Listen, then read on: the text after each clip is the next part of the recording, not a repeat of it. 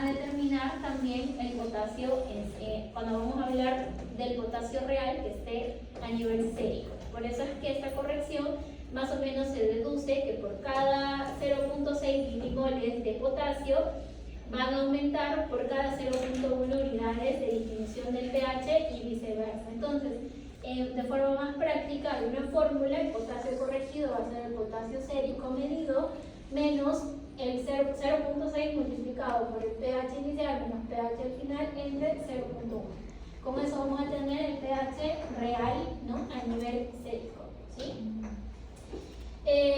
Y por último, el mecanismo de hiperosmolaridad que hemos hablado a nivel extracelular, que era el de la glicemia, que estábamos conversando hace un ratito, pero también hay otros medicamentos que pueden producir hiperosmolaridad, como el mannitol, ¿no? Sobre todo cuando hablamos de manejo de, por ejemplo, los pacientes tecteados, edema cerebral, que manejamos mannitol. Entonces, estas dos, tanto la glicemia grave como la administración de mannitol, van a favorecer un estado de hiperosmolaridad. Y eso también va a favorecer la salida de líquido del intracelular al extracelular.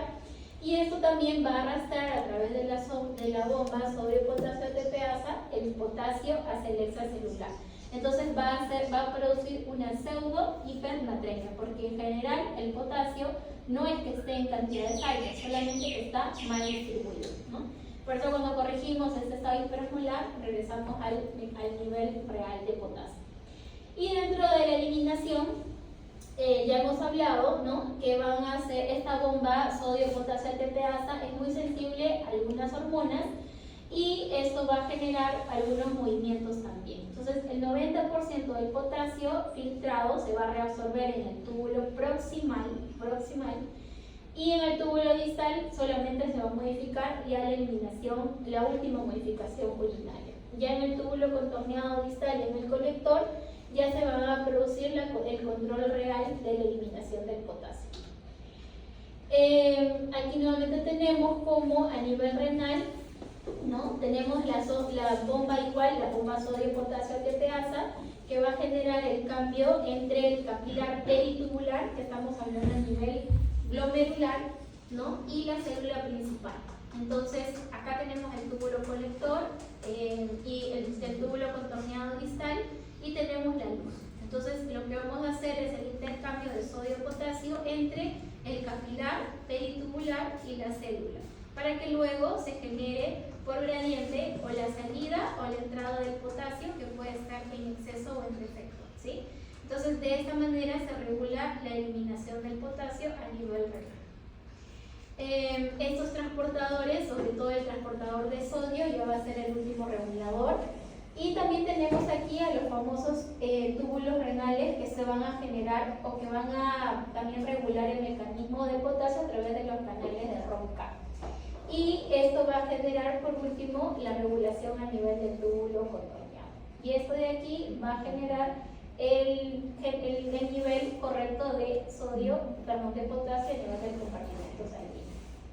Dentro de los factores que van a regular la secreción distal también del potasio, dentro de la eliminación está la ingesta de potasio en la dieta, es decir, la concentración de potasio plasmático, el pH, el flujo tubular a nivel distal, la excreción de aniones no reabsorbibles, y a nivel hormonal tenemos la aldosterona. La secreción distal también se va a ver influenciada por el aporte distal de sodio, que puede ocurrir a través del intercambio que pueda haber entre el sodio y el potasio a nivel de la parte final del túbulo distal, y a través de algunos mineralocorticoides como la aldosterona, ¿no?, que ya lo hemos mencionado.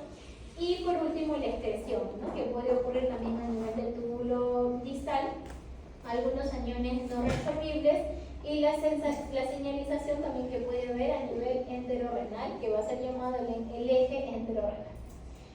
Y bueno, vamos a entrar rápidamente a un poco de definición. Son las 11:58, yo creo que unos 30 minutos más, 15 para hablar de hipo e hipercalemia y ya.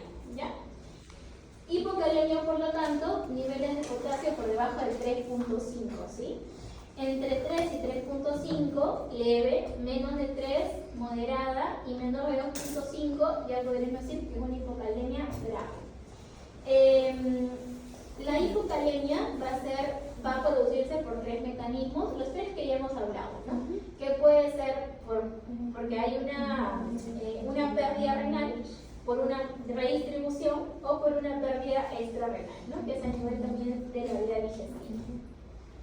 Dentro de la etiología vamos a tener algunos mecanismos, acá están divididos en 5, y cómo hay algunas causas que pueden producir estos mecanismos. Por una captación celular del potasio, que puede ser en la pseudohipopotasemia que ocurre en la leucocitosis extrema. ¿Ustedes han visto estos pacientes con síndromes paraneoplásicos que ingresan con una leucocitosis de 40.000, 50.000? Yo diría, este paciente está escéptico, ¿no? A veces ocurre como parte de un síndrome paraneoplásico.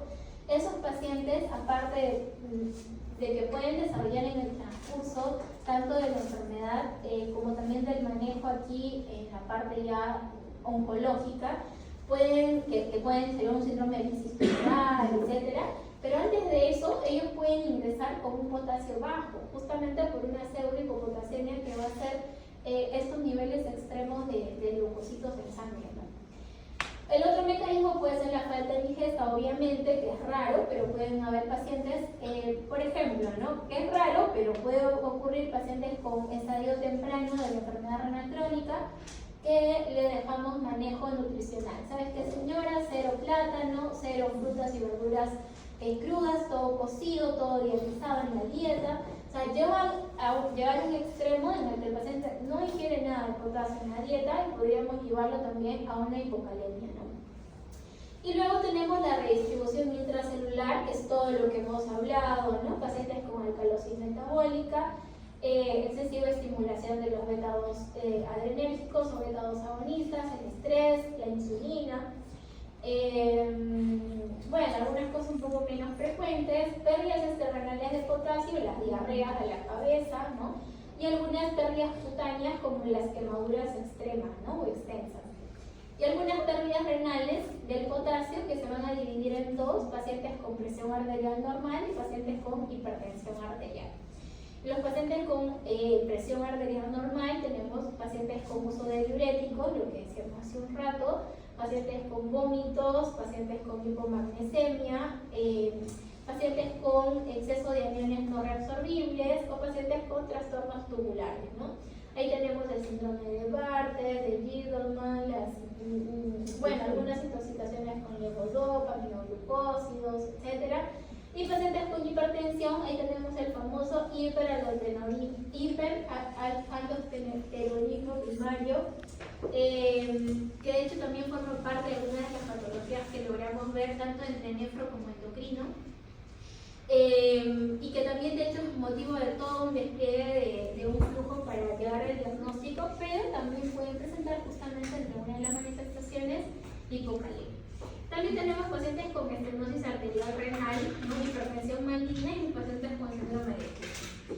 Y tenemos algunos pacientes con hipertensión, pero sin hiperactividad mineralocorticoidea, y también pueden presentar cetosis diabética, ¿no? Dentro de lo que vamos a tener aquí el diagnóstico diferencial, ¿no? Vamos a tenerlo también de acuerdo al potasio en orina. ¿Se acuerdan que hablamos un poco de los pacientes, del trastorno del sodio? Medíamos el sodio en orina. ¿Se acuerdan que había un flujo para ver una clasificación también según el paciente con hiponatremia o hipernatremia verdadera? Teníamos el paciente con pérdida o no de sodio en orina, lo mismo va a ocurrir en el potasio, ¿sí? Normalmente no se hace en todos los laboratorios, pero en algunos sí, medimos el potasio en orina y de acuerdo a eso también podemos determinar si la pérdida justamente es a través de orina o no. Entonces, en este cuadrito podemos ver un diagnóstico diferencial de estos pacientes que, como hemos visto en el cuadro anterior, pierden potasio en orina, ¿no? Normalmente son enfermedades un poco frecuentes, pero también tenemos algunas con ingesta de diuréticos, que es lo que podríamos dentro de todo hacer también pues alguno de los diagnósticos diferenciales del síndrome de Bartter, del Giedelman o del síndrome de Giedelman, que es un poco bastante raro, se ve sobre todo en pacientes pediátricos, pero igual ahí está. Y aquí están algunos de los medicamentos, ¿no? Hablamos de fármacos que pueden inducir la hipopotasemia dentro de los diuréticos.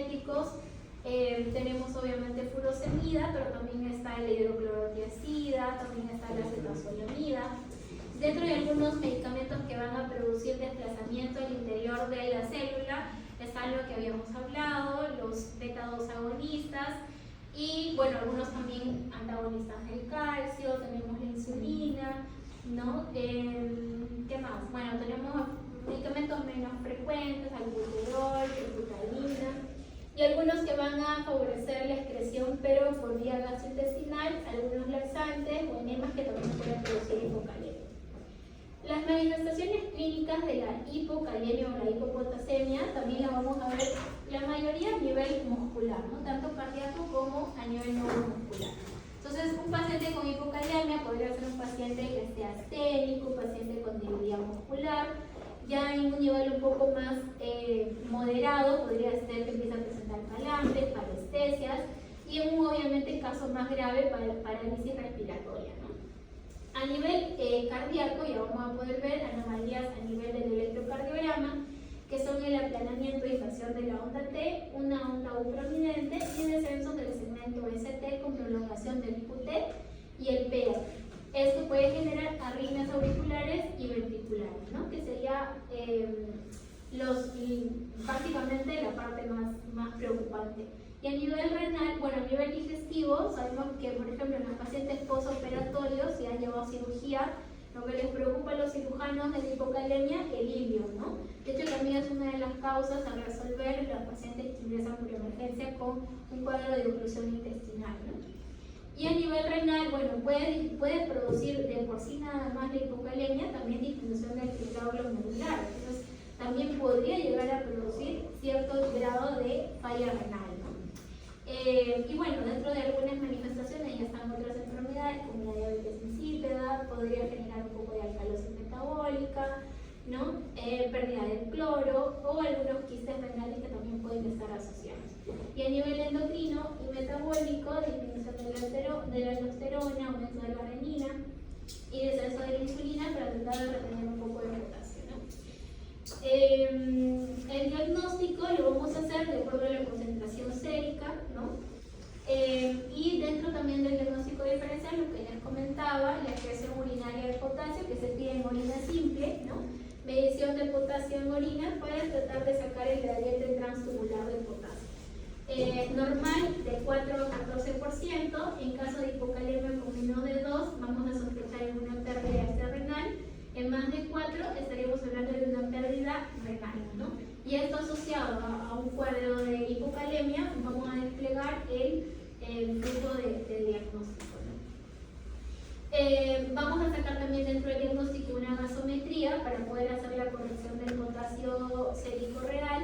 Vamos a descartar, vamos a evaluar pérdidas gastrointestinales o pérdidas a través de vómitos o ingesta de libretos. Entonces, si la concentración de potasio en las secreciones intestinales están altas, podríamos también evaluar el flujo gástrico, que ya son, digamos que, pasos del diagnóstico un poco más complejos, las pérdidas de potasio en los vómitos o en la aspiración nasogástrica, y la hipocalemia que se pueda presentar tras vómitos repetidos o pacientes sometidos a aspiración gástrica, también podrían deberse a pérdidas renales ya inducidas por la misma depresión que va a generar toda la pérdida de líquidos a nivel extrarrenal. Entonces, este algoritmo sería la parte principal que podríamos llevarnos del flujo de diagnóstico.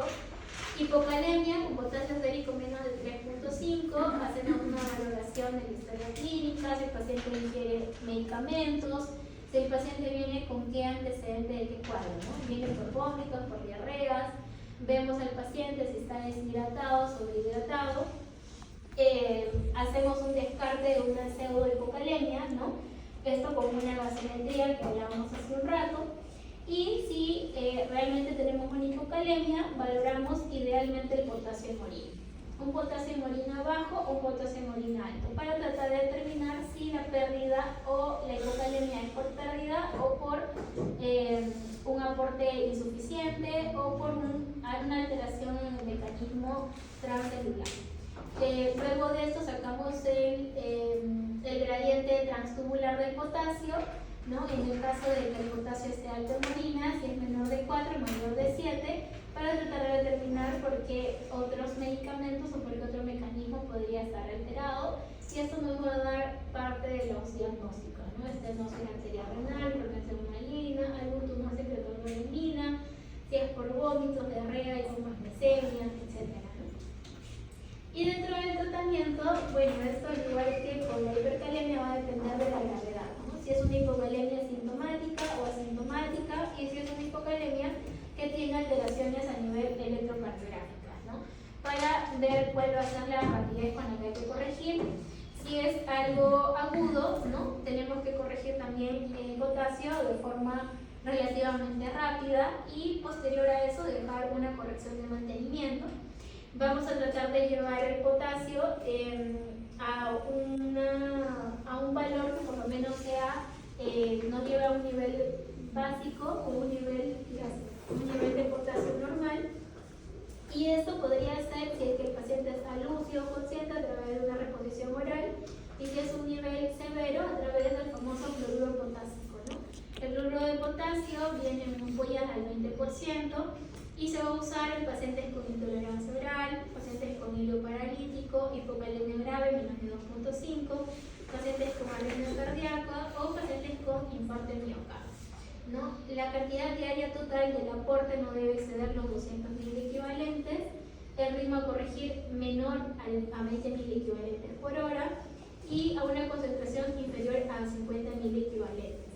Dentro también del manejo, recuerden que la vía para infundir el cloruro de potasio generalmente es una vía central. Por vía periférica hay mucho riesgo de generar daños, quemaduras a nivel de vías periféricas, así que la vía principal es la vía central, ¿sí? Dentro del tratamiento ya en un paciente crónico, por ejemplo, usted lo haya visto en consulta y lleva con una ingesta crónica de diuréticos, o un paciente con ingesta crónica de corticoides que podría haber hecho un Cushing, que ha generado una hipocalemia. Hay algunas frutas, verduras que podemos recomendarle que tienen alto contenido en potasio para que aumente un poco los valores.